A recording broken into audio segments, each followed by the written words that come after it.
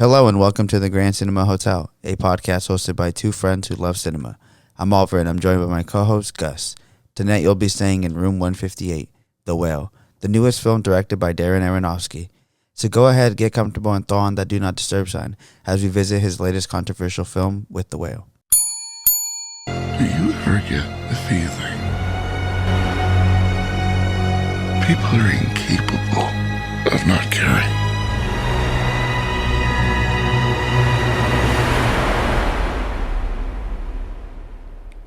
People are amazing.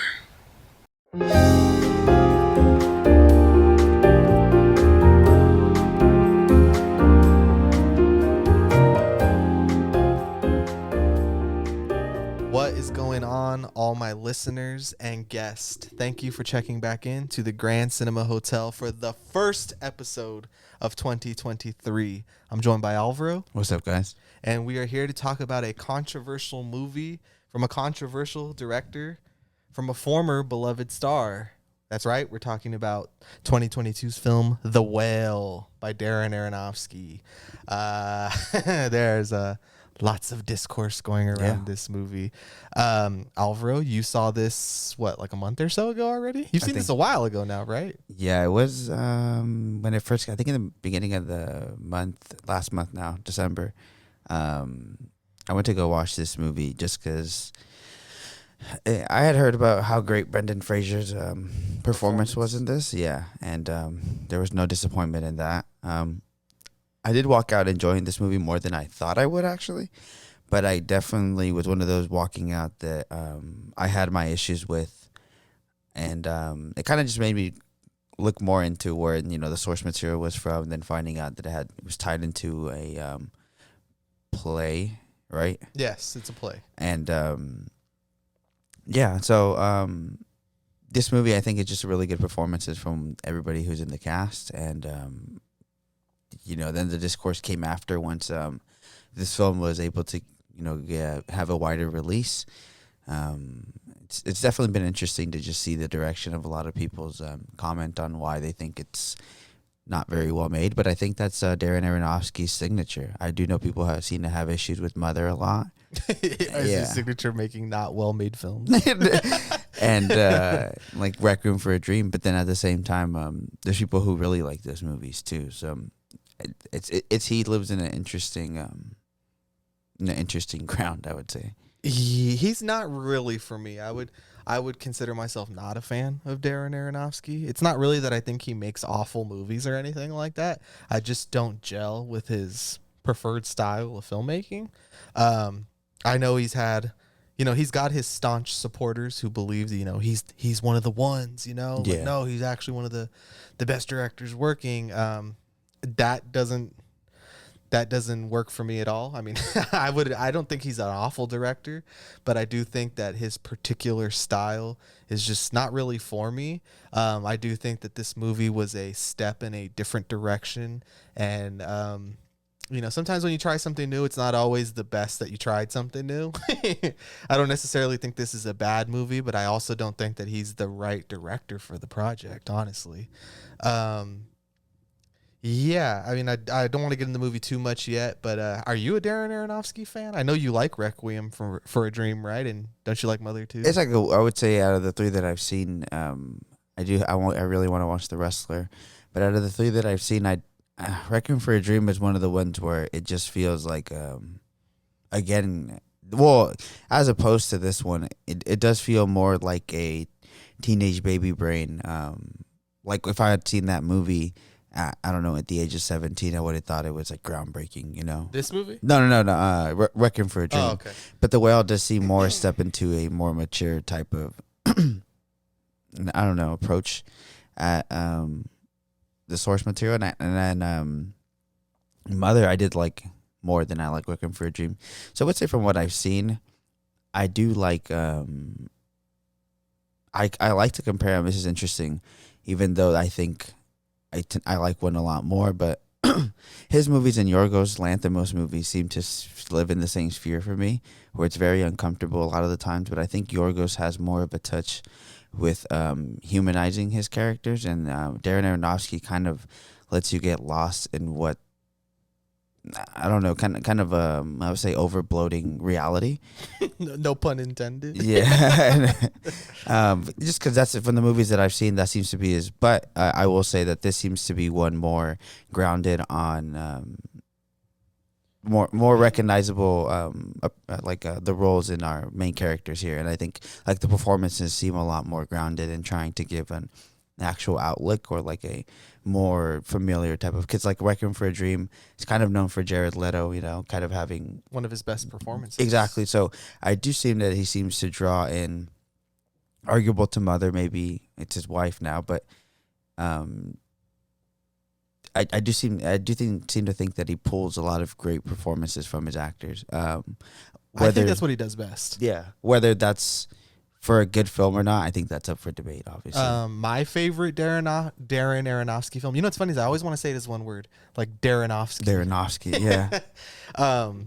Let's do his it. best film to me is Black Swan, because Natalie Portman gives a wonderful performance. Mila Kunis, who I'm not gonna say she's a good actor or a bad actor, but I would say that's probably her best performance outside of playing Jackie Burkhart in that '70s show. Mm-hmm. I guess her in American Psycho 2 is not the best performance I've ever seen, Yeah. Oh, hot take. Yeah. Might be the coldest take in the history of the hotel. So yeah, I do think that that's his strong suit, is getting these like wonderful performances out of actors. Although I don't think the films that they are in are great films. Another one of his that I haven't got to finish, but I've seen a bit of it, was The Fountain, starring Hugh Jackman, and that might be his most ambitious film. We're talking about different times, literally jumping through time and space. So I do think Black Swan's is best, and the one that has interested me the most, and I want to go back and finish, is The Fountain, right? Because it's so heavy with like the sci-fi and the time travel and stuff like that, and that goes right up my alley of the kinds of things that I would be interested in. But kind of getting back to that point about wonderful performances, just some others that I would mention would be like Mickey Rourke in The Wrestler, Brendan Fraser, Chau, and Sadie Sink in this movie. I think they're the three-headed dragon. There's two other people in this movie. I don't think their performances are as good. But it's not that they're bad performances. It's just that the other three are working on an entirely another level that these people were never going to get to. Yeah. And as to the point that you made about Yorgos Lanthimos, another filmmaker that kind of came to mind, even though they're not really as similar, would be Gaspar Noé, or I like that. what's his name? The man who made Annette and Holy Motors. He has the French name. Leos Carax, I believe is his name.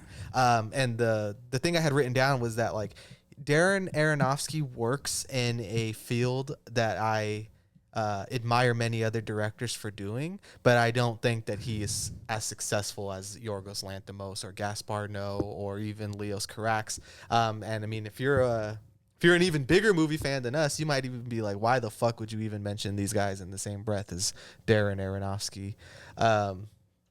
So yeah, I was kind of conflicted going into this, but I'm also not a snob to the point of I would never give a director a chance once they've wronged me one too many times. Mother, for as polarizing as it was, I don't find it an all-time great or offensive, honestly. I just find it as a wow, that was a fucked up movie. That was kind of cool. I didn't really take it as deep as everybody else did. I took this the correct amount of what, So it was just interesting for me I wasn't really excited to see this movie. I'm not gonna lie, not because of the subject matter, just because it was Darren Aronofsky. I was like, oh, great. Honestly, is how I felt going into it. But I would say I was more positive on it than I was negative. This was one of the movies with the A24 checklist, right? I guess. Like I have to cash it in at the end of the year.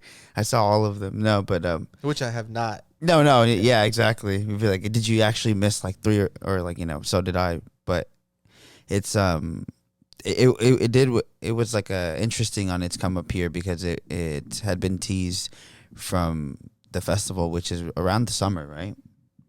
Venice. Yeah. It's either it's fall or summer.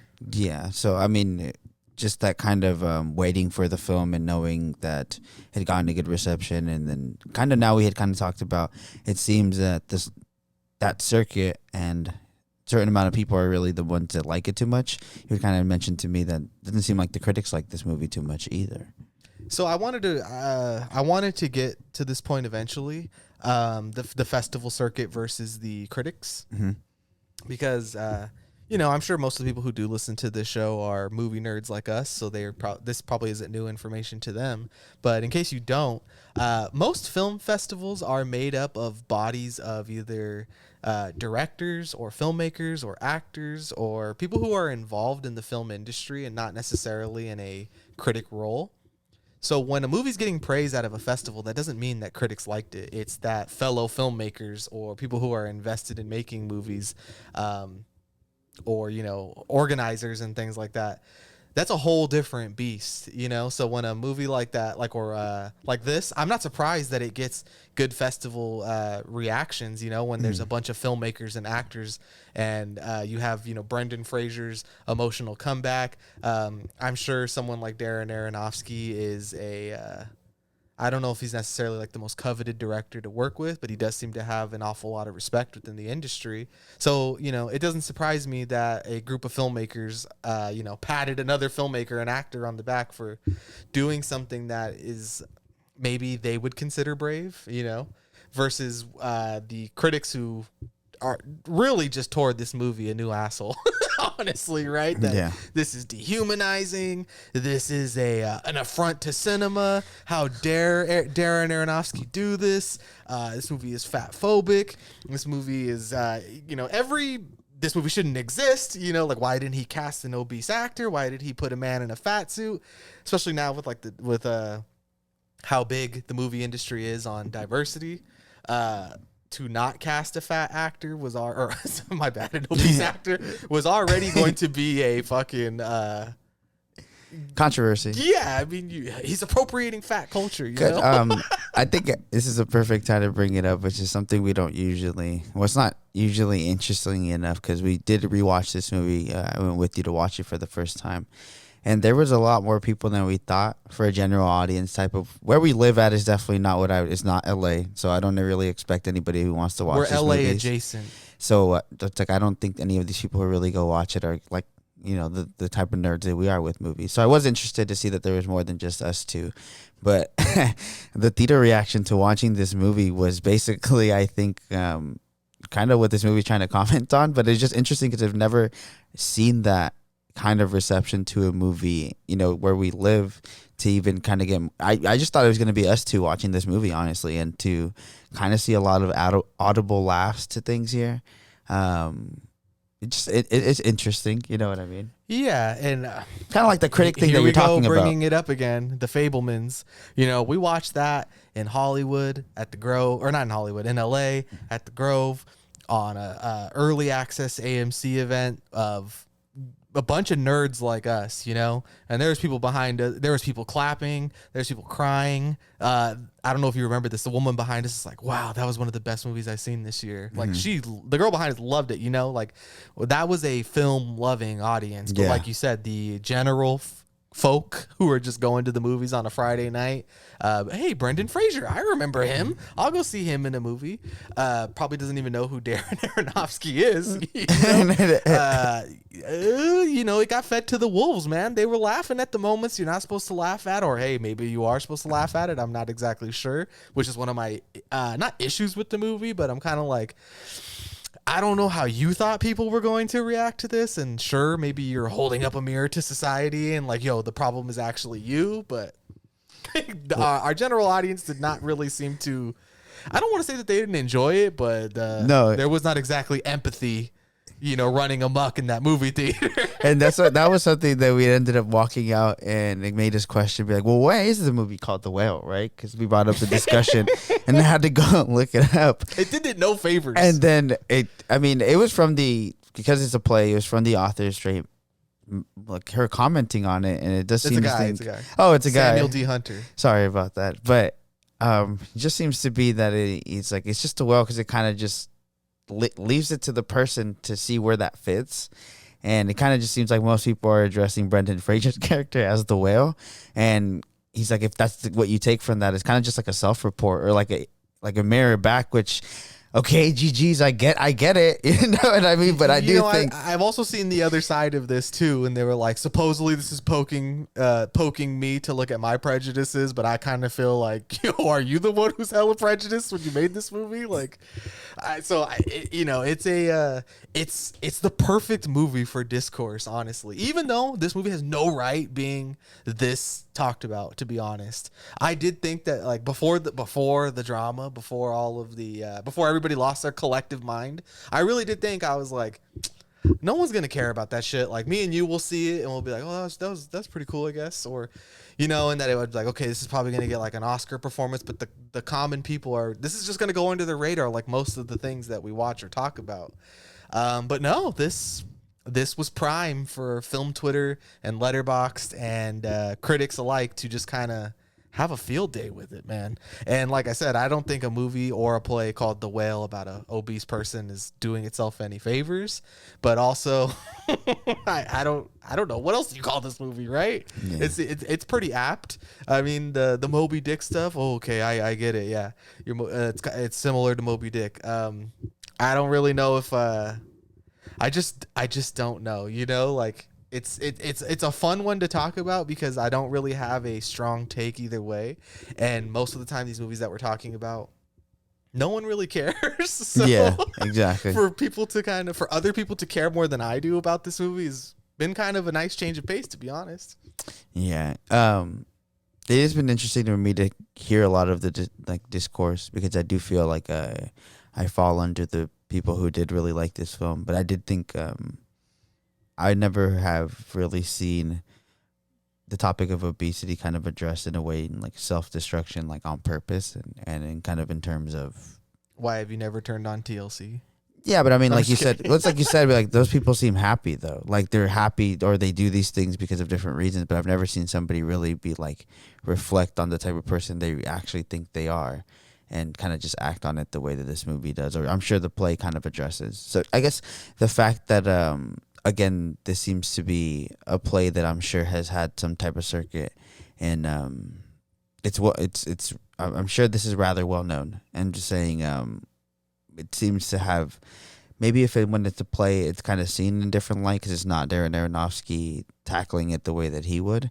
And again, we kind of had a discussion before the podcast, like having to turn things into a film because there's different rules, different mediums, and different expectations, but maybe Aronofsky's style, I guess, doesn't seem to really convey those themes as strongly as some people would hope. So, to me, kind of the absurdness is kind of where this film works. But it has been really interesting to see the discourse, definitely, because it does always seem to be a bigger discussion as to why I did not like this film, as to why people who do like this film be like, oh, I just like it. I don't really feel like I have to defend it too much or as loudly as I would not liking things, or it seems like. And it's also a small scope. I don't think, like you said, overall people don't really care about this film. So it's two, weirdos discussing in a room that nobody knows exists. But it is still interesting to everybody's opinion is validated. So you do want to hear it. And like I said, I do see the issues with maybe his story or his filmmaking approach, or how the film may seem to, I don't know, maybe, yeah, like the fact that the audience could laugh at certain scenes. I think maybe that could be argued that it's not the director really doing his job too well. But at the end of the day, I think because the same author is kind of just saying that this whole movie is a mirror just put up, I think that's what it really does. But whether that's seen as clever or not, yeah, I don't know, right? I mean, I don't really have a problem with it, but it is kind of a cop-out to just say, well, like, hey, however you take this movie is actually just a reflection on you. Like, I don't play any part in how you feel about this. It's all on you. That doesn't really feel good to me, as like what I want to hear from a writer. But also, I don't have a problem with it, really. This for me is fun, like I do like the idea that this movie is being shit on just because it means that it's like something that people are talking about, you know? Yeah, that's true. Like, honestly, like, if we have to have a movie like this where to get people talking about movies more, like in the popular, you know, mainstream, where the fact that it's been out for, you know, like you said, we've been thinking about it since the fall or the summer, and it's a new year now, and we're still, you know, the whale. I thought this movie would just be like dead on arrival, which financially it has been, but I'm not gonna try to use that as any kind of slight or anything. That's just a fact. Yeah. You know, like $6 million is not good. I'm sure A24 was expecting 20 to 25 or something like that. So if you don't like this movie, well, hey, you're getting your justice because it fucking bombed. No one has seen it. I guess you win, right? Yeah. But when does that ever matter? Right? That doesn't have anything to do with anything. I'm just saying, if you're one of the naysayers of this film, well, good for you. You won. This isn't like Avatar, where where you get to be like, oh, it flopped, or no, it's irrelevant. Well, the $1 billion says it's not. So I just kind of wanted to use that vice versa, for example, you know, like if you don't like this movie, good for you, because it's not doing good and no one has fucking seen it except for weirdos like us who like movies. Yeah, exactly. Because it does seem like I'll be very interested to see if in the award circuit, if it does end up, because Brendan Fraser does have a good performance, but it would be interesting to know, we see those movies that a lot of the general audience has made fun of, like no one watches any of these movies. How are these movies winning Oscars? But I do think this is probably gonna. I think even you said at one point there's certain parts of it that even feel like Oscar bait to you. So I do think this movie will be brought up again if it ends up like Brendan Fraser gets nominated, and then it probably will pick up its audience, which will be more interesting to see where the discourse goes from there. You know, the stuff that feels like Oscar bait to me, though, I don't hold it to the fire too much because it is a play originally. And they're so melodramatic, right? Yeah, exactly. And melodrama is not something that I'm opposed to. I fucking love The Fabelmans, you know? So it's not like I'm going to pretend that, oh, it's melodramatic equals bad.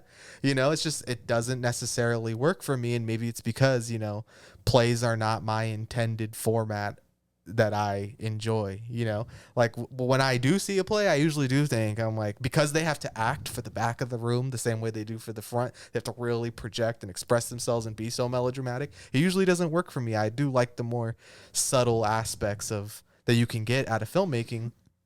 And that's the stuff that I think works in this movie, is like the small subtleties instead of the outlandish, absurd, like voyeurism that we get watching this guy go through his like everyday struggles being this size on top of like his self-destruction. So the bits that are melodramatic for me are not like this is why I don't like this movie. I just think there is bits though, like where I'm watching that and I'm like, if I wasn't a film nerd, I'd be like, yeah, this totally is just trying to tug on my heartstrings in a way that feels somewhat unearned, I guess. Yeah, it would be more interesting. Or I would feel more like that way you said if it wasn't from a play. It being a play kind of explains that to me, because you're right. They kind of always have that melodrama, and it's kind of praised in that the tragedy aspect of things. It's just different, you know? It's plays and movies.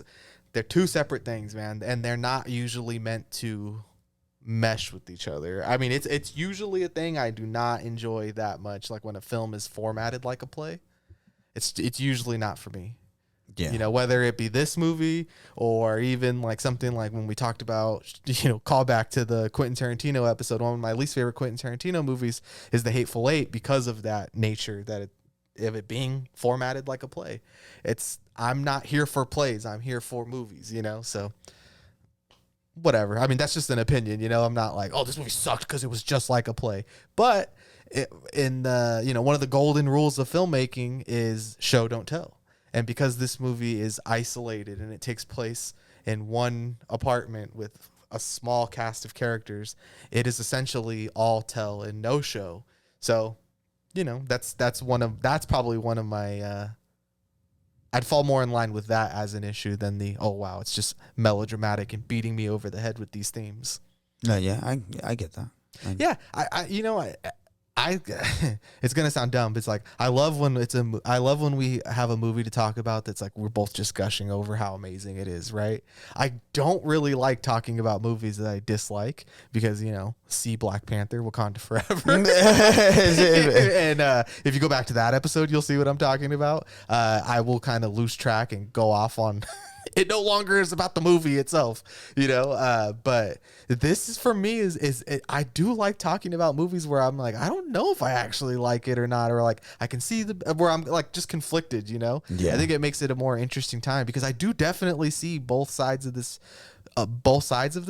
and I do see that there's overreaction on both ends, honestly. But that's all. It's interesting because that's what this movie is from. Kind of just going back and reviewing them. They all seem to have general audience scores, or that's like a wrong way to say it, but general audience, how they feel. Reactions is the word. Sorry, general audience reactions seem to be that either they really they enjoy this, or they think it's one of the worst things they've seen. I do think very few people think it's one of the best things they've seen, though. Have you seen it pop up on a lot of people's top 10s? No, but I will say that maybe has to do with the fact that it's probably kind of hard to watch up until the end 2 of the weeks ago? list. Yeah, and And it came out opposite of Avatar. so I have It's seen the it. Yeah, ultimate counter programming too. I have seen it in some like critics or more renowned reviewers or people of that nature that I guess for the sake of just making it simple, kind of do the same stuff we do, but are more known. I have seen it pop up there more for general audiences. General audiences, I have noticed, tend to lose a lot of the films that we maybe thought in the beginning of the year we were talking about that, or they came out too soon before people kind of will forget them. Like I haven't seen X come up in too many top 10s either. So just to kind of go back to the whale though, I don't know. I only see a lot of discussion from really like movie heads, honestly. I've yet to really see. I know someone that we know that it's kind of in that range that we talk about, like so maybe even less than 8 movies a year knew of this movie, and he kind of just explained what it was about and completely lost interest. It's like, wait, it's not about a whale? Yeah. No, that's Avatar. Yeah. No, yeah, Avatar, pie can, man. So, I've yet to really kind of see a general reaction to somebody. Is this gonna, really pluck those heartstrings, or is this kind of gonna be seen as really dumb from the more general audience? Who fucking knows, honestly? My guess is that it's just going to die in obscurity. Yeah, right? exactly. That it'll probably get, like, Brendan Fraser will get, he won't get the, did Adam Sandler get nominated for Uncut Gems? Do you remember? No nomination. But I kind of feel like he's kind of following that trend we're seeing now of like every year of an actor, Simon kind Rex of getting their due. Yeah, the Adam Sandler, Simon Rex, Brendan Fraser's back. So I kind of feel like it's enough that he's back and that he was in a relevant movie. Like that in itself is a win. So the going for an Oscar or even an Emmy or something like that feels a little bit like it's like, isn't it good enough that we already just recognize you again? Do you really need the award too? We're going to give this to Colin Farrell or, insert here somebody else. Right. Although Brendan Fraser has already started kind of racking up a few awards here and there from certain film bodies, which those independent film bodies that we were kind of talking about earlier that like throw these festivals and stuff, they're the ones who really come up with like the film head choices, Yeah, like, exactly. They're gonna be like, no, Everything Everywhere All at Once is Best Picture, and they're like, we speak for the people, Yeah, so, like all like the Critics' Choice, the Gotham Independent Film Awards, all those like little that, places yeah. like that. Yeah, exactly, and like or like Independent Spirit Awards, and like because that's like where a lot of Adam Sandler's Uncut Gems praise came from, but no nomination, But I do think Toni that Collette, right? I do think that there is some weight there. I do think, like I said, everybody's opinion is valid. Obviously, Some weight if there. yeah. Pun intended. All right, I was, I was gonna say, because we talk about boomer opinions a lot, and I was noticing for this movie, a lot of IMDb actually loves this movie. Really? Yeah. Yeah, because was that on pod or not when we talked about that IMDb's for boomers and Letterboxd? I think we brought it up on and off, but in case we haven't, we've kind of talked about IMDb. Yeah, because I think you've talked about how you logged every film there before. Before I knew about Letterboxd, yeah, my IMDb That was your watch Letterboxd. list is like almost 900 deep. So yeah, I used to log it before, and I mean now I use Letterboxd because I think it's just a better app, honestly. Yeah, because IMDb, is it an app or a website? It's an app. Oh, okay. I mean, and it does have way more stuff on it than Letterboxd does. It's a horrible website. I got to be honest. IMDb, I would prefer to just use an Excel spreadsheet, honestly. But yeah, the IMDb reviews for this movie are really like they're high. It's a 4.5 on there. So I mean, you've told me before that, critic opinions is one thing, film festival opinions is another thing that you like, and film Twitter is its own beast. Like everything. You fall into the Letterboxd camp of that's what the streets are saying, right? So what are the streets saying? I mean, I don't. What are the film Letterboxd heads saying? What's the rating here? I mean, do you have it in front of you? Oh, for precise on. I have seen what it's on Letterboxd. Letterboxd is averaging at 3.7.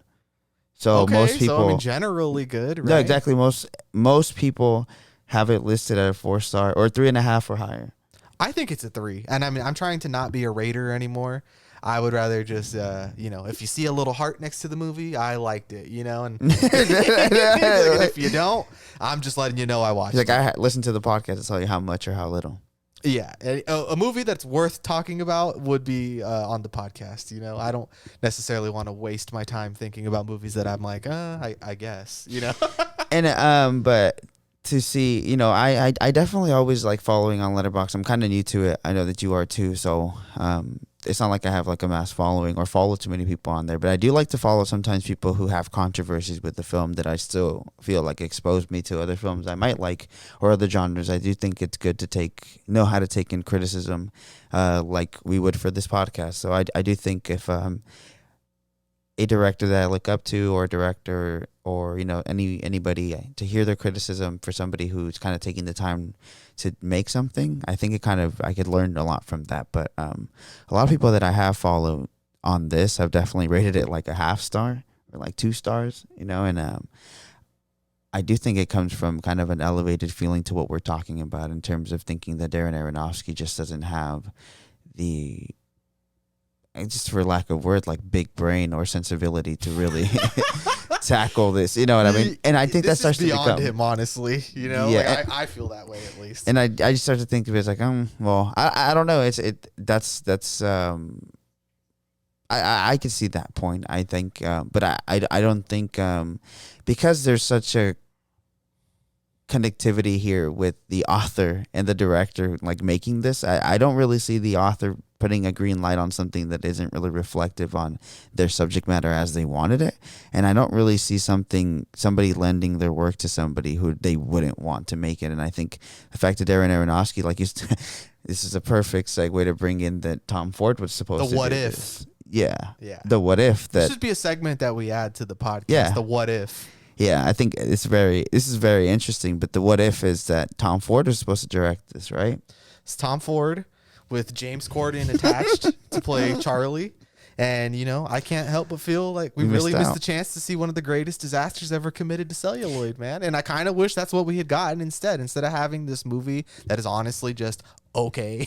You casted it perfectly, too. The worst movie of all time. You casted it perfectly, this made-up movie. You said James Corden, the girl from Stranger Things. Oh, if it was Millie Bobby Brown. If it was Millie Bobby Brown, Awkwafina, and James Corden, directed by Tom. Then Ford. I think I would feel like some of my peers here and be like, "This is one of the worst movies I've seen." I really think that that would have taken it away from me. Like, and we touched. I don't know if we touched upon on the podcast. It was maybe off pod about Tom Ford's Nocturnal Animals, which I feel the way you feel about this film. About like, it's not a film I think that's worth discussing too much, but it's not one that offended me either. It's like it didn't like hurt my sensibilities. So it's very straightforward. Okay, hey, you know what? Guess what? Sometimes movies are not good, and that's okay. Or sometimes they're just like kind of good. Be like, I don't know. Like there's moments. There's moments. Is it not worth maybe I just like movies more than the common person, but I'm like, isn't a good performance or 3 good performances enough to watch a movie that you don't really care about or care for? Like I can still see some good in here, and I do think it's probably about time we get into it of what makes this movie so good, and I do think it's the cast. Without this cast, because, like I said, I'm not the biggest Darren Aronofsky fan, so I'm not about to give him any credit for why this movie was great in any way, shape, or form. But I do think that he pulled 3 great performances, which is like I said earlier, that's the one thing I will give him as a director, is that he can get good performances out of actors. So the man is back, Brendan Fraser.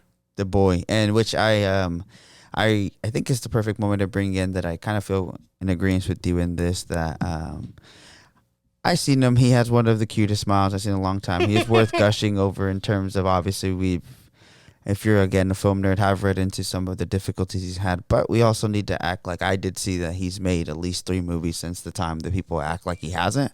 Sorry about that. So I think maybe it might be, I think it was an interesting point that you brought up, that had Brendan Fraser been in the limelight as much as he is right now, that why are we acting like these are the type of movies that people were asking him to make, and maybe these weren't the movies that he was also interested in making. Am I the only one who forgets that he was in, Journey to the Center of the Earth, Monkey Bone, Bedazzled, Looney Tunes Back in Action, one of Alvaro's favorite childhood movies? Let's go. I don't know. Am I the George only of the one Jungle? George of the Jungle. Am I the only one who remembers that he was just a really handsome, charismatic actor carrying a ton of shit movies? Yeah, and the only one being great is really the first Mummy, or I don't know. Maybe people like the second one. The first one is one of my, that Indiana Jones ripoff is the best Indiana Jones ripoff I've ever seen. Brendan Fraser could have probably played a young, a redone Harrison Ford Indiana Jones if they had chosen to do that. But yeah, I mean, I get, they love you got to write the good story, right? He's been subjugated and he's been an outsider, which he has. Yeah, but he not has. in terms of acting. It's, it's like a whole Me Too type of thing. I believe that he was assaulted by like a high ranking person within the Emmys, a man, and he spoke on it, and it was in a time when people were not speaking on these things, and they kind of blacklisted him, and he's basically been, we love an indie movie on this show, but we're talking like straight to direct to Amazon. Never heard of it. Maybe Never like promoted. 100 people have seen it. Like we were looking on Netflix. There's one called The Poison Rose. It's John Travolta, Morgan Freeman, and Brendan Fraser. And my God, I gotta see how many people have logged this on. Yeah. Letterboxd. You know what I'm saying? Like I'm pretty sure no one has seen it, but he's in the DC TV universe. He is in what the hell is it called? The show with Cyborg, and it has Diane Guerrero, the girl who was in Encanto, and a DC show. Yeah, it's the new Doom Patrol. That's what it is. Brendan Fraser is in Doom Patrol, but he's not a face character. I believe he plays a character that is a robot, like a robotic man or something like that. I didn't know that. So, we know that our beloved grandpa Martin Scorsese did bring him on for Killers of the Flower Moon. Let's go. So I know, which is, I'm hoping this year, since this is the first episode of the year, I'm trying to bring in, I need a trailer this year at least or something. But so it's interesting to see that maybe The Whale seems to be one of the first roles that seems to be a little bit more elevated for him, but then to also see that maybe he'll be in The Killings of a Flower Moon. The Killers of a Flower Moon is maybe the older he's gotten or what he's gone through maybe has made him see life in a different way, and he kind of tackles his subject matter in a different way. I don't know if you saw this movie, but you know how Steven Soderbergh cranks out a movie on HBO Max once a year? Yeah. Oh, see, he's in that. He was in No Sudden Move. Yeah, that's the movie. It was a smaller role, but I mean, there's a ton of smaller roles in that movie. It's not like he was the only one, but he was in that, and he was really good in that too. I've heard, yeah, exactly. So it is nice for him to have his moment. This is probably the moment, that it feels like long awaited. Like another one that I thought of was is it not Con Air? Airheads, the one with Adam Sandler and Steve Buscemi. Like for him to finally kind of have his matured, I'm a real actor moment. Like Adam Sandler? Well, Adam had his a Sandler's while done it ago. multiple times. Yeah. But he's finally gotten his first, like Adam Sandler was given. Yeah, his Simon Rex moment, right? Yeah. Although that does seem like massive disrespect to Brendan Fraser because he was a Yeah, star of a franchise and he has a ride at Universal Studios. So we're not talking exactly like Simon Rex, but I'm just saying we were talking about a movie star who wasn't exactly there for his like.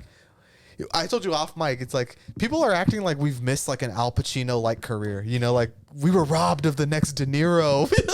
Like we really weren't.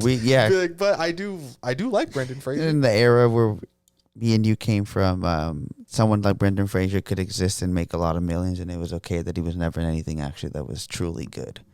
Yeah, it's just like, that used to be. Those were the good times that we lived in. You know, like, oh man, this really handsome, charismatic man could make this decent movie, and people were like, yeah, $500 million. Yeah, all right. Well, probably not. I mean, back then a good amount would be like 200. You know, I mean, there's just a bunch of actors like that before, and they were just in a lot of movies that were. They used to be called movie stars because they were movies. Yeah, exactly.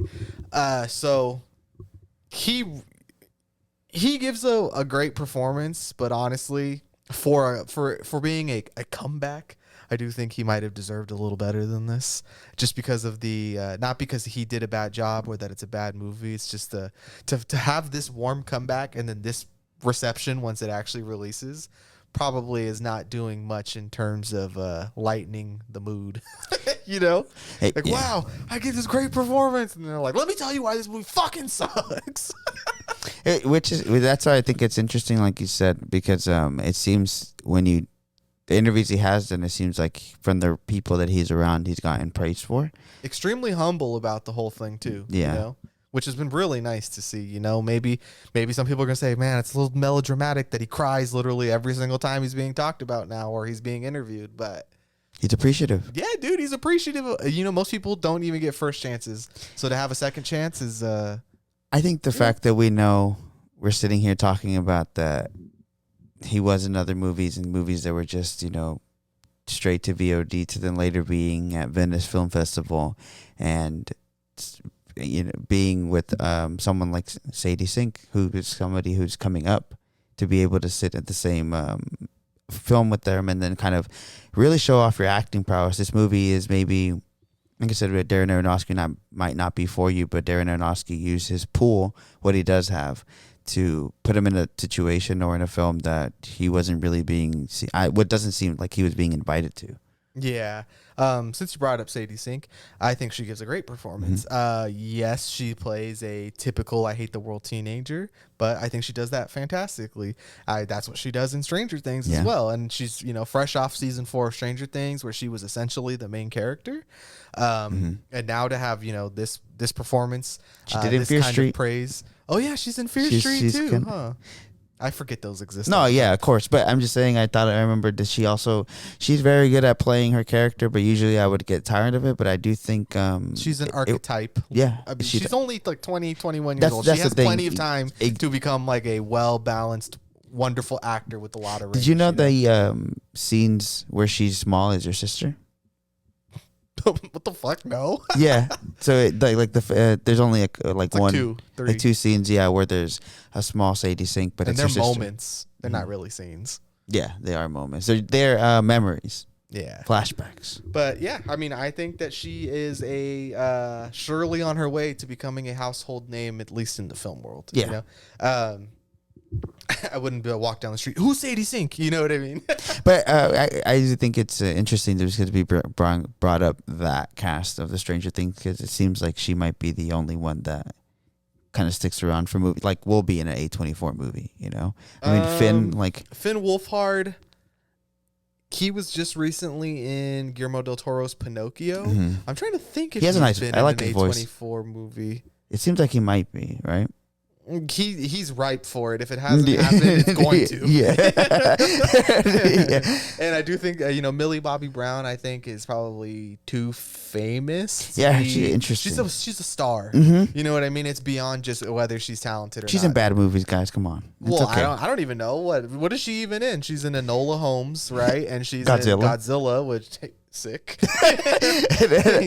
I'm sure we'll get to talk about the MonsterVerse eventually. I hope.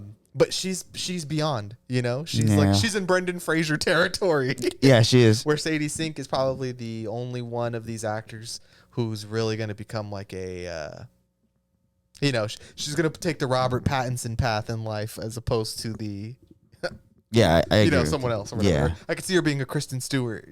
Because maybe this season on Stranger Things, the last one that happened, she was forefronted. It's kind of a lead, but before that, she did seem as somebody that was just introduced to be a complimentary character. But since she stood out so much, She was a scene stealer. Like, I don't imagine that the Duffer Brothers, when they were writing Stranger Things, they assumed that 11 was no longer going to be the main character. It's going to be about a regular kid. Yeah. Who ended up having the most interesting story out of all of them, I guess. But I do think it's the fact that she is a great actress, and just excited to see what she does in the future. So I've been wanting to ask you this. Does Hong Chau steal this movie? Does she have the best performance in this movie? You know, Hong Chau is probably the character here who's lost the most, and I feel it. I think maybe there's a little bias here after watching her in the menu and also thinking she does a really good job there. But the fact that she's very versed and hitting this emotional tone, and I don't know, there's just some scenes in this film where she's just simply talking, where it feels like she truly is speaking from the soul. And I can't even really, I'm not about to act like I had seen her before the menu. So I do think she's a powerhouse in this, and it's a tough question. I think I think it's tight. I think I'll still go with Brendan Fraser here, but I think I kind of walked out of the film with you when we watched it and be like, those tears, dude, they're like drawn. Yeah, I mean, honestly, I think she's the real winner in this whole thing. I think she's the one who's going to come out the most unscathed, because her character, Brendan Fraser, like the stuff we were just talking about, to have this wonderful comeback, to have his moment in the light, be kind of spoiled by the critics of the world. That kind of sucks, right? Sadie Sink, I could see why. Her character, you might absolutely hate her guts and think she's pure evil, but that is not the intention that I got from her. Or conclusion. But Hong Chau, I think she's the winner here. Her performance is the character Liz is one of the better ones I've seen all year, and I do think that the dialogue and the moments that she has, while they are extremely melodramatic, and this is the stuff I'm talking about being Oscar baity, I think because she's so good, she handles it with grace and dignity and brings a real sense of balance to the movie that would not be there if it was somebody else. On my second viewing with you, the scene that hit me a little bit more is when she is explaining to, I think it's Ty Simpkins. Yeah, Thomas, was just played by Ty Simpkins. The little boy from Iron Man 3, dude, and the Nice Guys. You know the little boy in the beginning of the Nice Guys? That's him. Wow. No, because that sounds like I didn't know him from anything else, but that's what kind of we talked about. We don't expect much from him because how are you supposed to operate to this level? And that's not a detriment to him. Maybe he'll get there. Yeah. Who's to take that from him? But that the scene that Hong Chau shares with him where she kind of explains her life and everything, her pain, and kind of what's the situation with Charlie, is so powerful, but also lays everything that you might say you don't know at this point in the film. Like, what is all this stuff they keep talking about? What is all these things that make him so sad? I think in the scene that's so powerful and well acted, I think there's just moments of silence there that feel so real. And on the second viewing there, I just kind of really felt like we were talking about where it's just really powerful acting, honestly. Honestly, if it wasn't her and she didn't bring that like dignity to the scene that I was talking about, this would just be like an exposition dump, melodrama, Oscar bait. But she elevates it to a level that it probably has no right to even get to, honestly. I definitely think that she saves this movie from being a disaster. So yeah, Hong Chau, real winner here. And I do think that she's well on her way, too, to becoming a big name in the film world. I do want to say that, as always, this deep into the episode, I think we should read the synopsis. Which is I have it right here. Go ahead. Which is a reclusive English teacher suffering from severe obesity attempts to reconnect with his estranged teenage daughter for one last chance at redemption. That is something that I think, a premise that I didn't read before I went into the movie. I did tell you that I had seen this trailer. The trailer doesn't give much out. The trailer is just the scene where Brendan Fraser's people are incapable of not caring, people are amazing, and then it just kind of cuts into his flashback to where they're in the ocean. I didn't know what to take from that, obviously, just watching the trailer. But after reading kind of the synopsis, it's like for one last chance at redemption, I think is something that you don't really understand up until you kind of see his reactions to certain things and where he's at mentally. I think that's where a lot of the controversy comes. I had kind of read another maybe more explained excerpt where it kind of shows that he is 600 pounds, which is... when I heard of the movie, that's how they were selling it. Yeah. He plays a 600-pound recluse. Mm-hmm. I think maybe it got taken out of the synopsis here. I remember that being obviously a big point. And I think that is something where the controversy comes in. We do see a man of 600 pounds here, which... is uncomfortable, and I don't think that's a hot statement. I think that's kind of the point of the film, and I think that even our character here, Brendan Fraser, understands that. What are the reasons why he's chosen to do this? Seems to be a lot of pain, seems to be a lot of regret. We kind of talked about outside of the movie, you're a father with a daughter, and there's certain things that you could consider as you don't do, after you care for a certain person. And I think Brendan Fraser's character here, like we had talked about in several other episodes, is a person and kind of has these things that are bugging him, or maybe has his identity kind of not really acting as himself, or it kind of feels limited. But his actions have obviously caused a very terrible outcome. He's crossed one too many lines. And it also seems... which is really weird here, that these things were also taken away from him, and that's made him really reflect in terms of why maybe he didn't deserve the happy ending. And I think that's either another theme that the religion part of this stuff here doesn't really tackle too hard, but I think it overlays here. And I was just kind of get at that. I could see where there's a lot of controversy on there. The way the man is portrayed, kind of when we were watching it, you're like, those are the parts that people were laughing in the audience. Like, there's at points it seems there's no dignity here for Brendan Fraser's character. Yeah. But they're things that are so obscene. Oh, that feels bad to say. But, I mean, let's just talk about one moment, for instance. There's a part where he's extremely upset, and he orders a pizza, right? He's shoving it in his mouth. He double-deckers the pizza, a slice of ham. He dips jelly on it and, just shoves it in his face and pukes. And it's like, I don't know what other way Darren Aronofsky thought people would take that, other than it being, like, obscene and, like, I guess maybe cruel, to show this like intimate fucked up moment in somebody's life. But what other way is he supposed to portray that, Yeah, it's 'cause to me, it's like it's a moment of self-destruction. There's a lot of other movies that you might see. Someone goes in, and just to be another similar topic that's maybe a little, sensitive as well, is like people who they self-harm, and they might go and you go to a scene and somebody might be cutting themselves, and it's very emotional. But there's the same thing trying to be pulled here from when Charlie decides to eat, in that scene specifically, tried to eat himself to death. He's trying to accelerate what's going on. He knows what's happening, and he's trying to accelerate that. Why? Because he himself is disgusted of himself at this point. And to me, being so disgusting, like you said, that's the intent that I get from it. But to kind of see an audience kind of take it as, and not us, but like you said, the general audience kind of take it as a moment of whoa, other people, not me. No, and then it's like it's just because we sat there and we did have an audience more than we usually would for this movie. So it's a nice thing to kind of just see where people stand on certain things, and to kind of see like a comedic reply to that.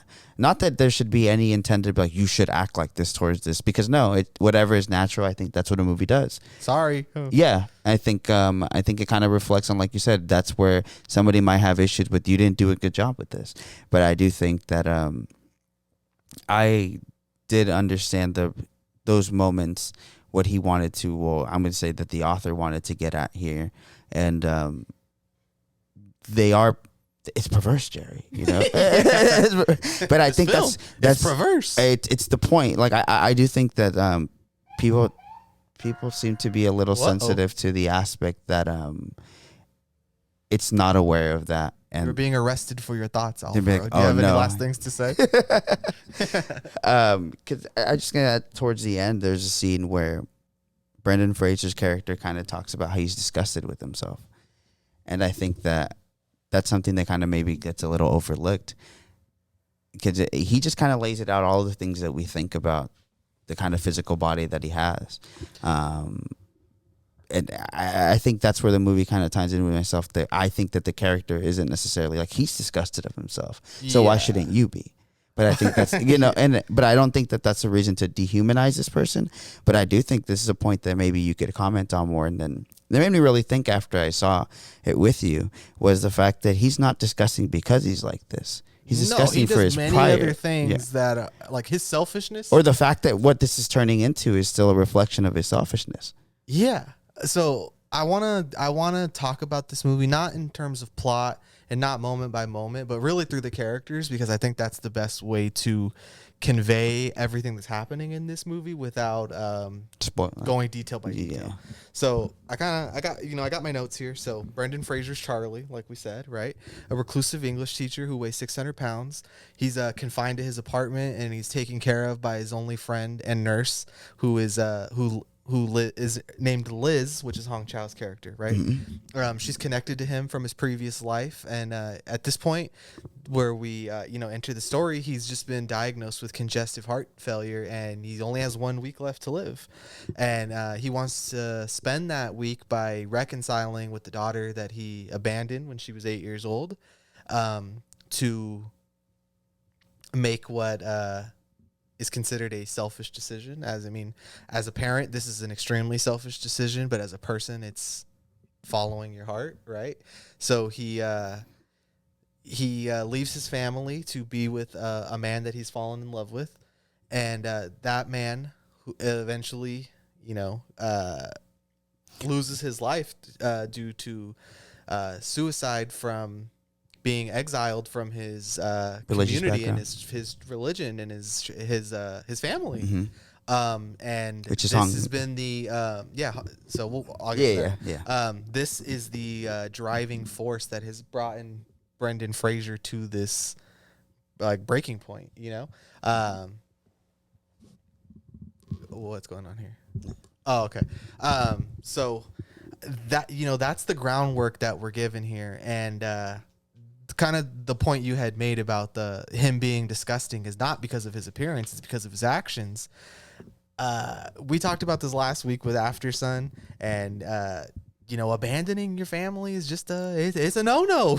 You know what I mean? Like once you've done that, can you be can you be reconciled? Like for me, as a just as a person, no. Like this for me is an unredeemable quality. I know you brought up the Fabelmans. You're like, and that's okay. But,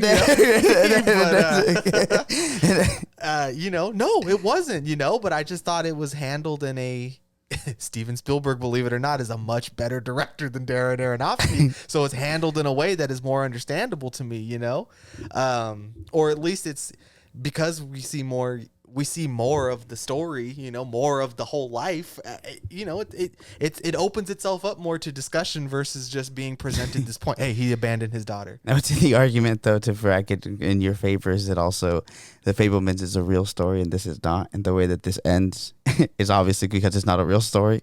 And the Fabelmans kind of... Everything's getting compared to the Fabelmans. We can't stop talking about it. We know that Steven Spielberg became successful. It's not like we don't know what Sadie Sink. Yeah, and then we don't know what Sadie Sink's character has done yet. But she probably killed herself. Yeah, exactly. So I think that's also another thing why it obviously delivers differently. But not to cut you off on what you were saying, but I do see that is a thing that I think that also Charlie ends up would agree with you at the end of the day, that what he did is irredeemable. Sorry. And that maybe that is also why the religious connotations we kind of says that he read into all what New Life is the name of the church here. Did I bring it up in the car? Because I meant to on the ride home. Is that there was a New Life Mission church like 5 minutes away from the movie theater we saw this at? Yeah, you did. Which I was like, I have not looked into if it's the same thing, but if it is, I want to go knock on their door and go, hey, I just saw the whale, man. That's fucked up. Yeah. But speaking of Sadie Sink, let's get into her character. Sadie Sink is Ellie. She's Charlie's 17-year-old daughter. She's on the brink of flunking out of high school, but she is probably the smartest person at her high school. She never forgets anything, and she finally walks that line between being the meanest person you've ever met or a misunderstood but loving helper, And that is another point which I think kind of has to do with the heavy-handedness of this movie, is that you don't get to make that decision for yourself. Brendan Fraser just tells you, oh, she's a good person. Oh my God, she's a good person. Yeah, that's true. So that is one of those things where it's like, stop telling me how I'm supposed to feel. Aren't I supposed to decide as I watch this movie?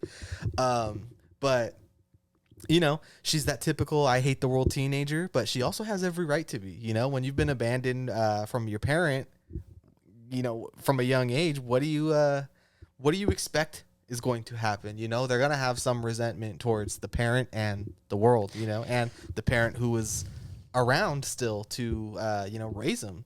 I think that is interesting. Just kind of wanted to comment back on that. Seems to be the issue with a lot of other people in this movie, besides Brendan Fraser, Sadie Sink's character, because they're like just an annoying teenager, an angst teenager, right? Like the definition of an angst teenager. But I think it only also looks elevated, one, because it's very well done, but two, because Charlie's character is so the opposite, because he's trying to overcompensate, because he kind of knows that he deserves to be treated this way, but he also kind of still wants to not, kind of the same way an After Sun doesn't want her to turn into this person that she could kind of be. Maybe there's some hints that she could be. He does want to be her kind of last awakening, to be like, you're not this person. You're tremendous. You're really smart, and I think that's how a lot of loving dads would approach the situation. But what kind of makes it weird here is that we know he made, like I said, a big no. So it almost really makes her being that angst teenager that she is seem like it's more offensive up until you. I don't know. It didn't take a lot for me to be like, I understand her side, because you're kind of given really fast into, obviously he left her family, But I do think some people kind of wanted to act like this character doesn't exist in real life. And I've been a teenager at this age. I had friends that were like this, and they weren't even in situations like this. It was just that they were that angsty. So I did think that was a take that I found very interesting. Once you throw in a valid reaan why to be this angsty, can you really be like, why are you so filled with angst? Yeah, like as a teenager, really? Because I fucking hate my dad. Yeah. and I think something that we kind of get here is that the relationship the Sadie Sink's character has with her mom, which is, I think, played by, it's Mary is her name, right? Played by. Do you have her actual name? Samantha Morton. I gotta say, she gave the most stage actor performance of the movie. She borderline had a Boardwalk Empire accent, Yeah. I did not really enjoy her too much, but I also thought that, she's just not operating on the same level as the other. Correct. Three heavy hitters. Not that it was bad, but it just felt the most kind of melodramatic and out of place of all the performances. I think because there's supposed to be so much weight already to the character. What I was going to say, Sadie Sink doesn't seem to have a good relationship with her mother. Seems to maybe a lot of the resentment that she might hold towards her father since he's not there has been just reflected back to her mother. Yeah, I mean, it's not fair. Bringing up the Fablemans again, right? Be like, kind of how Sammy was like, I don't really hate my mom. I guess I understand, but you cucked pussy. Yeah, be a man. Get your wife back. I just kind of felt, I can't help but bring up the Fablemans again too, because of how Steven Spielberg himself was portrayed in the film. They were like, this teenager doesn't exist. But then you have the polar opposite, which is the Sadie Sink, and then they're like, this teenager doesn't exist either. Yeah. And I'm like, I hate to break it to you, man. There's all types of different people. There's not a bunch of just people who are right in the middle who are gray about everything. Be like, believe it or not, most people are not like that. The angst teen is probably a stereotype, but as they say, it not a stereotype. That's the wrong word. It's not negative. It's a life trope, but it's for a reason. It's expected of people There is enough of that person or representation of that type of person in teens for that to be. Why are we all pretending like we weren't angsty teenagers about everything? Like everybody was anything? angst, but it's at the different levels, correct? And I kind of feel like if you were in this situation, doesn't it kind of? And she's a smart girl, so don't you think that that's probably why she feels this way? High school's only for idiots. Yeah, and how many? But again, I enjoyed her performance very much. Yeah, definitely. So I want to talk about Hong Chau now. Liz, Charlie's only friend and nurse. She's very protective over Charlie, but also resents him deeply for the sadness he's caused her in these, last moments of his life. She is extremely protective over him as well because early in the film, Charlie is suffering a medical emergency, which you think might be a heart attack from masturbating to porn that it had induced this attack, I guess. Yeah. And this kind of threw me off. I guess because he can't really move around or whatever, that there's just a key out there because there's a knock on the door and he's like, just open it, help me. Right. And it's this missionary, this young man named Thomas that really doesn't understand what he's just stumbled upon. Right. Yeah. And shortly after he helps Charlie, Liz shows up, and I believe her first scene in the movie, right? Yeah. And immediately is very hostile towards this young man, right? And just very like, get the fuck out of here. Thanks for your help, but nobody needs you. Don't come around here again. And we did talk about it kind of earlier when we were mentioning Charlie's character, but she is the brother of of Charlie's partner, right? So she has that connection to Charlie's past. She remembers him when he was was able to live a normal life, quote unquote. Yeah. Don't assassinate me for that. So she has, out of Charlie's control, he has caused her an extreme amount of pain in her lifetime.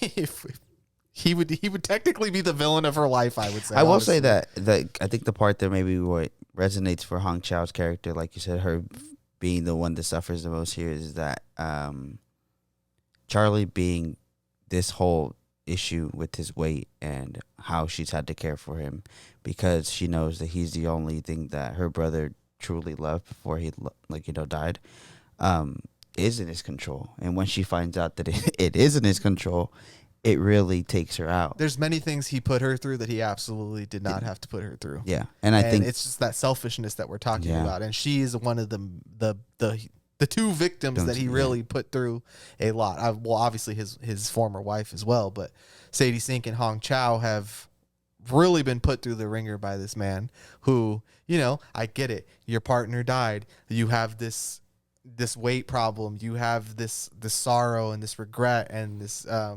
you feel like your life was a waste, but hate to break it to you, be like, that doesn't mean you get to just treat people like shit or fucking, now that I'm dying, all of a sudden I want to reconnect with my daughter. Like, I don't know, man. If this was me and I was a teenager and my parent was like, hey, I know I haven't talked to you in 9 years, but by the way, I'm dying. Can you be my friend? I'd feel very manipulated.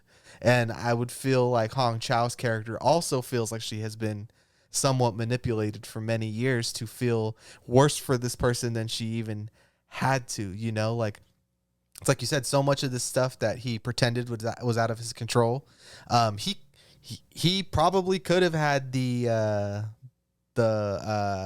positive, my 600-pound life story of getting his life back on track, but he has he has admitted defeat in his own life, and just watching that self-destruction is self-destruction is a selfish thing when there's other people around you who love you, and whether that's his choice or not, and everybody's entitled to their own choice, you can't help how the other people around you feel, and she is like I said, the main victim of Charlie's life choices, I guess. No, yeah, it all comes down to selfishness, and I think even a driving point of the movie is like people are incapable of not caring. I think it's kind of reflected at the end, like you said, Sadie Sink's characters. That's why she is this teenage angst, because she does feel like, what do you want? or you think you could just show up after all this long time. I think you're disgusting, even if you didn't look like this. But at the end, to see like her, like daddy, asking her like, not don't die, but then Well, of course she doesn't want her fucking dad to yeah, die. because at the end, and then it's that she is a good she is a good person. If she was truly the evil person that the mother made her out to be, she'd be like, See have ya. fun dying, you fat piece of shit. Yeah, exactly. Like, Or even how she maybe tried to see herself out as a teenage angst with like, which is funny. A lot of the Facebook posts, right? oh god, yeah. But if that Inspired was touch, Aronofsky. if that was the person that she really was at that moment, I think critical to the story, she wouldn't react it the way that she is, because in all reality, he doesn't deserve any type of love for the selfish acts that he's made. And even Hong Chau, after finding out that he is very selfish, comes back also knowing that what he's going to go through, and this might be the last time to see him. She also still comes back, and he also is kind of it's really weird. She feeds this is going to sound really bad, but she feeds the beast. Because she does, like, we see scenes where he just eats a whole bucket of chicken, and he's dying, and she's like, I brought you 2 chopped cheese. You know what I mean? They were meatball subs. Oh yeah, meatball subs, and it's like extra cheese. Yeah, and I understand that maybe it's at one point that Charlie or your best friend is still gonna do something, and you try to be there for them as weird as you can. But that's some of the part where I guess she's defeated to the aspect to know that he's gonna do it some other way, or I don't know, because I mean we see a lot of, like, he gets delivered pizzas every day, which is a whole other thing. That was one of the crueler moments in the movie, right? This Yeah. pizza guy's like, "Whoa, I never seen a fat person before." I'm like, yeah, and oh man, but it is just very interesting to see everybody in this film. I would say maybe besides his ex-wife, it's also maybe it's like very selfish as well, because she obviously, for what had happened between them, kept the daughter from him. But in the reality too, she could have, for her to not be like her image of a mother to be bad, she also didn't let him into issues that he had the intention to want to correct is wrong. And I think that's where some of I guess that's like a family dynamic, where it's like, has his decision to do what he did has drastically affected who this person is going to become, and opposed to like how we felt about Aftersun. It seems like here, like, there is no, like what you did is already a lot more irredeemable. It's not like Sadie Sink's character was born to maybe be depressed like in Aftersun, how we spoke about. This is almost all inflicted by a very selfish decision by Charlie, and to try to correct that wrong. Just what I'm trying to get at is that it's just such a heavy thing to try to correct that it seems like it's easier for him to give up on it, which is really selfish. I thought one of the most telling parts of the film actually was with his ex-wife, when he was like, I would have loved to be a part of her life, and she tells him, she's like, yeah, but there was a time when you didn't care. Mm-hmm. Like, and you can't pretend that you always cared. Like, even if you wanted to, even though you left me for this man,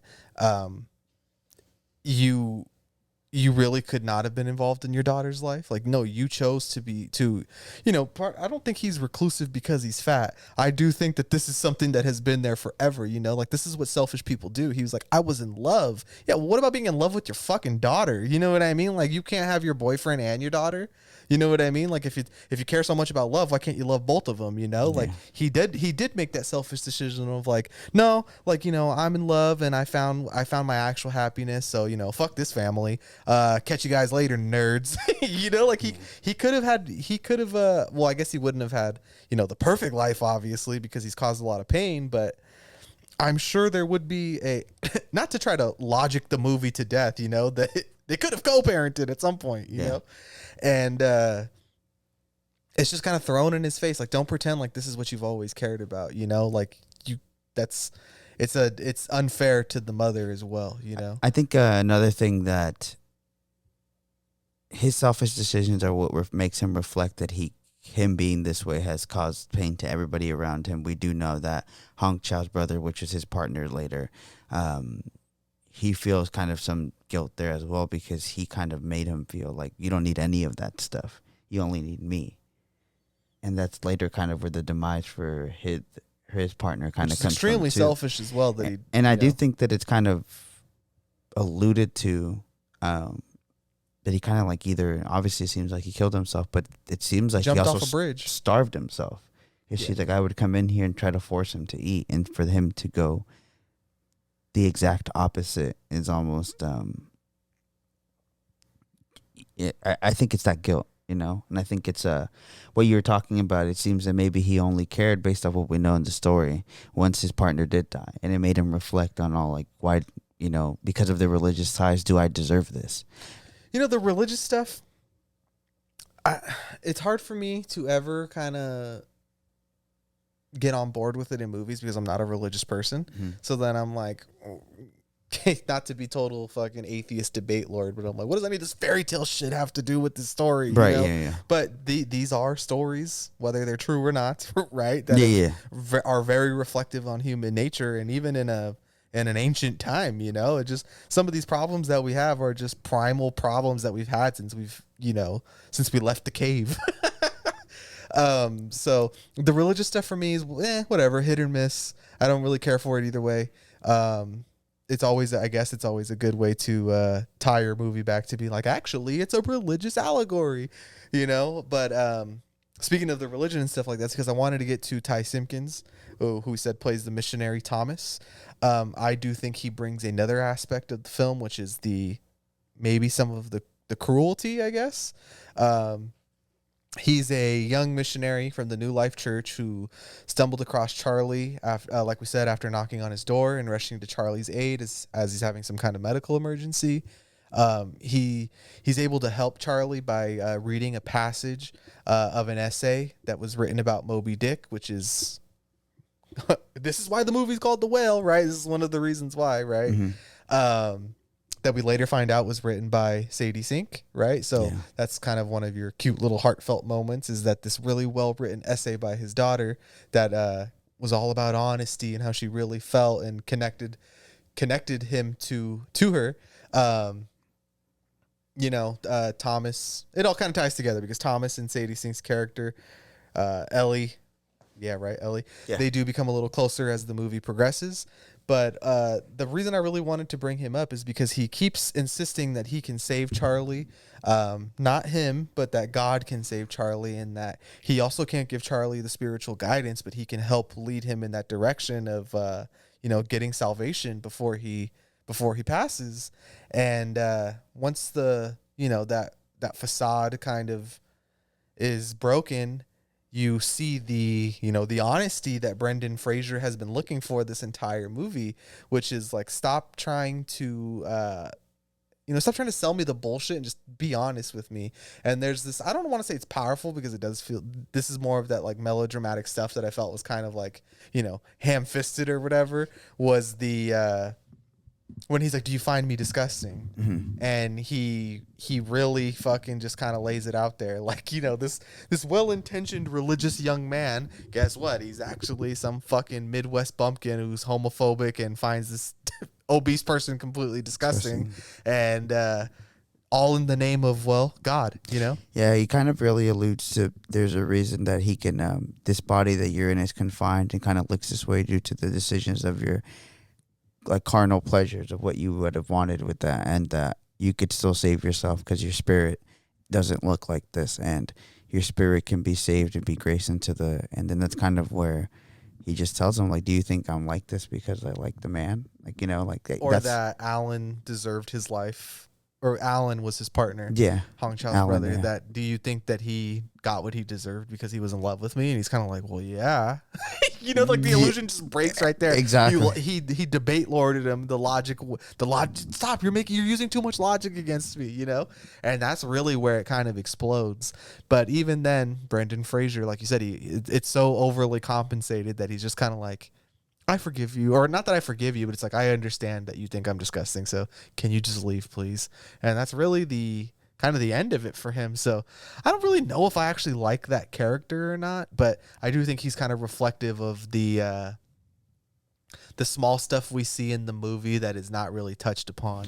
Like Charlie doesn't show his face in his Zoom classes, right? But once he does, everybody is like, "Oh God!" I mean, like the terror, the outrage. People are filming him because I don't know, they can't believe they're seeing a fat person. I guess even that kind of stuff is like, okay, I get you. This is. I don't want to use the word dehumanizing. I really don't. It's like, dude, such is life. People are fucked up. I don't know if you know that. Have you been outside? Yeah. Be like, this is, my audience that's laughing at this guy, or the people who would record him when they see him. Like, yeah, I don't know what to tell you, dude. Be like, the world's a fucked up place where stuff like this happens every single day. One of the debate lord tactics to this movie, or somebody that's like they completely hated this. Their whole point was like, this is supposed to take place during the Trump era, because we see, I didn't take that as any significance besides trying to kind of tell you what time it was, and it was during the Republican, so it must have been 2015, I'm guessing, right? Because it was when Donald Trump had been nominated. It was Ted Cruz, and it was the other Marco Rubio. So but I think they were kind of saying that in terms of why are they acting like this is 19 something, where somebody could be, he's gay and he's seen weird because of that. But I'm like, people, that's just like, this takes place in, I believe, Iowa or Idaho, right? Idaho.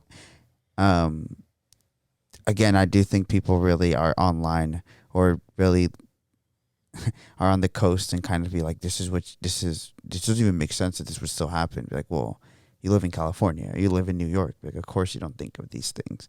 But I do think that's something that was kind of touched upon, and I did just find funny, because kind of like you said, I agree that these people exist. My audience was these people, so exactly. So I don't know. Maybe it is. Maybe it's cringe to somebody, but I think it touches. I don't want to say either this is the majority of people. The majority of people, I think, know that people who are overweight are people, and maybe it is seen a little different because it's kind of seen more as an unhealthy thing. But I do think that at the end of the day, people have kind of learned that bullying someone for those decisions, or you don't know why those decisions are, has never really helped anybody. I wanted to talk about the people who are kind of like losing their minds over the whole portrayal of this obese person, and kind of just the I think this movie was always going to have its issues. Yeah. I do think that the subject matter, or the character being a extremely obese person, is kind of still untreaded waters. How many movies do we really have where an obese person is not just the butt of a joke? Which I guess you could argue he is in this movie, right? But I don't know. I think it's there in moments, but I don't think that that's entirely the point of this movie. I also don't think that it's fair to say that it treats obese people in a bad way. It's like, okay, well, this is an obese person who also has made a lot of horrible, selfish, shitty choices, and I feel like that and the being obese don't even have anything to do with each other. If he was if he was Brendan Fraser of 25 years ago who looked like George of the Jungle, I'd be like, yeah, this guy still fucking is disgusting and sucks. Yeah. So I'm not going to say that they don't have anything to do with each other, because obviously all of these selfish choices have, brought him to this point. But I don't know, man. Like, what are I don't want to sound too mean here, but it's like, are obese people a protected class? Are you not allowed to say anything? Or there is no bad obese people, the same way that there's apparently no bad gay people, or there's no bad, whatever. Exactly. It's like, people are people. There's always going to be people who do selfish things, which is like, I can't even believe I have to say that. Doesn't that seem like the most simple fucking idea to get across? That, Yeah. Because he's obese and sad, he can't be mean. Be like, or he can't be bad. It's kind of like what we talked about in Triangle of Sadness. These are like social constructs that we make for ourselves to make ourselves feel better, I just think, like, for example, it's almost like Charlie and the allegory to the whale, tackling something or seeing at something, then not addressing the real issue. Kim looking this way, physically making himself look repulsive and disgusting, is him embodying into the person that he is, that he feels that he is of himself, like you talked about. That's what they think is dehumanizing, is to be like, oh, okay, so to prove that you're a disgusting whatever person is like to be 600 pounds, which is like, if like we've talked about the, like those My 600-Pound Life shows or whatever, it's like those people are living happy, productive lives. I mean, yeah, they're obviously, you know, having health issues or whatever, but they're not Brendan Fraser in this movie. They're people with jobs who go outside, who have fun. So I do see it, but I'm also just kind of like, is this really worthy of this? You know, I get you. I don't know. And then my other thing really was that he appropriated fat culture, man. Like they could have hired an obese actor, which I'm sure would have its own set of like obstacles that it's going to go through, because like I said, because this is untreaded water, how many obese actors are really be given opportunities to even be in these roles? You know what I mean? So maybe on the stage, maybe in indie movies, maybe I'm just fucking ignorant and I don't know what I'm talking about. But if I feel like if a obese actor had taken this role, don't you think they would have crossed the metaphorical picket line? It's like, why would you do this? You know what I mean? Like, why would you allow them or be part of this movie that is so dehumanizing to obese people? You're an obese person. Don't you understand how this is wrong? So I kind of feel like it was a lose-lose from the jump, because people were never going to look at this movie for anything other than he's obese and he's 600 pounds. That's a good point. I did read that there was an attempt here to try to maybe look at actors who were bigger, but it is a health concern in terms of somebody who might be the weight that is portrayed here. 600 pounds is somebody who would have to get help to get up, somebody who, I don't know if they could spend 12 hours on the set or whatever it is. And I think that that's, at the same time, I had looked into the whole, maybe some people would call it dehumanization of fat people, fat suits being used in Hollywood for a long time. Not even for people that were that fat, you know, that you could get somebody like, you know, because there have been actors or people like Chris Farley, for example, that's overweight but not maybe not too unhealthy to do stuff, you know. So I do think that even then those characters were being used in fat suits. So that's kind of where I do agree, where there is actors who are bigger that we could be, but maybe for someone who is this big, it is almost, I would be very interested to see in a play how they've gone about doing this. And plays where the well has been done, somebody has to be this big. Have they gotten people who are 600 pounds, or have they also used a fat suit? Because this weight that we're talking about might be a weight that is literally the breaking point of human. Like you're going to die because that is too much weight. Yeah, I mean, we hardly ever do this, but I kind of wanted to bring up a quote from a reviewer or a critic. Richard Lawson of Vanity Fair wrote that the film was meant to be a poignant consideration of guilt, sexuality, religion, remorse, but we really only know that because the movie shouts it at us. He also criticized Fraser's performance as lost, which I disagree with. Mark Hansen of Slant Magazine felt that Aronofsky reins in his typically ostentatious style, but considering how the camera leeringly treats Charlie as an unsightly object of pity throughout, it's difficult to deny the film's fat phobia, though its mawkishness is no less oppressive. Kate Rife of Polygon wrote that if you look at The Whale as a fable, its moral is that it's the responsibility of the abused to love and forgive their abusers. The movie thinks it's saying, you don't understand, he's fat because he's suffering. But it ends up saying, you don't understand, we have to be cruel to fat people because we are suffering. Aronofsky and Hunter's biblical metaphor aside, fat people didn't volunteer to serve as a repository for society's rage and contempt. So maybe, and I don't really ever say this often, the critics understand the source material better than the Darren Aronofsky himself. You know, not to excuse the writer, because I honestly feel like, shouldn't the writer be getting more flack than Darren Aronofsky for this entire thing? Like, Yeah. Is Darren Aronofsky not somewhat being scapegoated for this whole thing? Like, it's not like this is his idea, you know? Yeah. Like, he was just attached to direct this, and not to absolve him either, because like I said, I'm not really his biggest fan. So for me, I'm another one in my, he's always been bad. Yeah. You know what I mean? Another tip in my cap that I get to be like, haha, I was on the right side. I always knew Darren Aronofsky sucked. But yeah, man, I honestly just can't believe that this film really has so much, like such a hold on the movie going audience right now. Yeah, because I think even the aspect that one of the reviewers brought up there is reining his style in is, which I feel like he did do besides the ending. Dude, the ending is like no shot. I literally looked at you and was like, no fucking way, dude. I literally thought that's what was gonna happen. Yeah. And usually, if I can think that that's what's gonna happen, I'm like, this is why this movie's bad. It's because I thought of it. Yeah. That kind of brings me to the end of this. Honestly, I don't have too much more to say about The Whale. I mean, we've been going an hour and a half. Jesus Christ, we've almost been going on as long as the movie. Yeah. No. I don't have much more to say either. I think we've kind of talked about more of the things that I can see that are wrong with this movie, but also the great performances that are here. I was gonna say that overall, I do think this film. I had to go. Sorry, I remember what I was saying was that, like, that Darren Aronofsky kind of reined back on the style here, because I do think there is some type of an attempt from him to try to get this or tackle the source material as respectful as he could. Whether like I said, I would believe that there is some type of approval here from the author, and whether his message, I don't know why I keep saying her, his message. Everyone knows that theater's for ladies. that he wanted. I don't know, because I do feel like if he has his approval here and this is what he believes his source material should be represented as, I think, like you said, the gripe should be maybe with how he thinks. What are you thinking here that you're doing?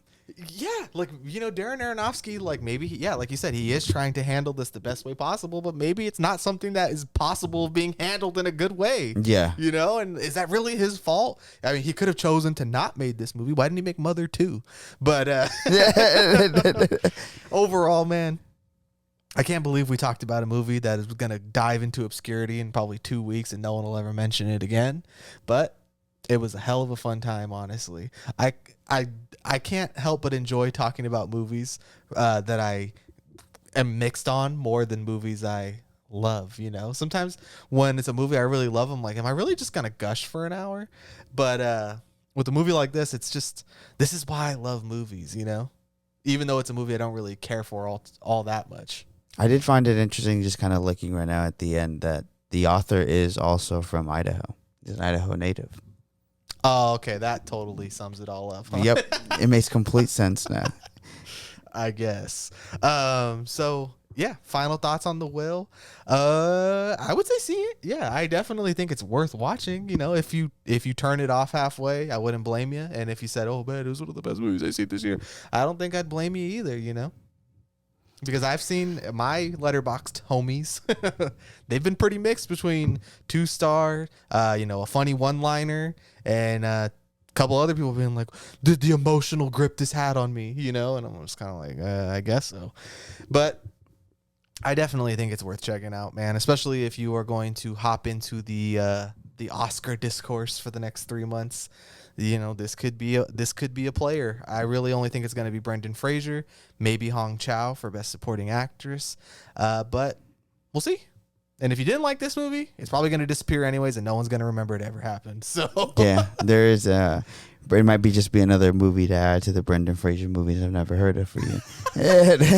Most people are going to be like, he came back. Yeah. He was gone.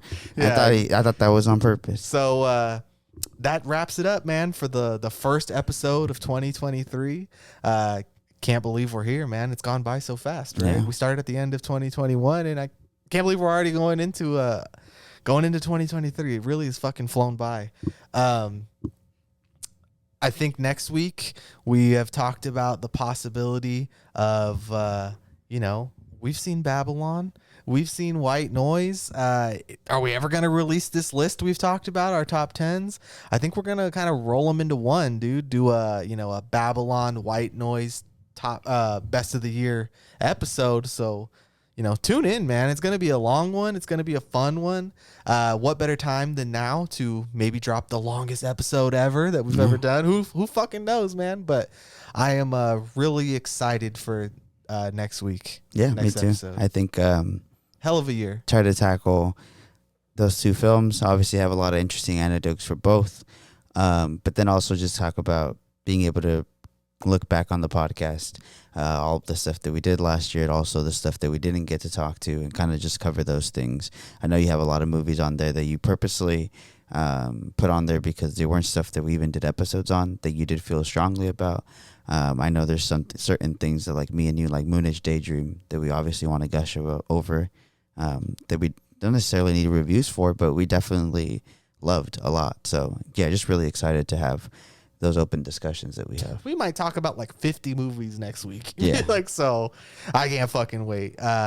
You know the drill. Like, subscribe, comment, tell your friends, tell your family, watch the movies, watch us, and, you know, keep on tuning back in, man. Thank you for checking back into the Grand Cinema Hotel. Happy 2023. I love you. Mwah. Bye.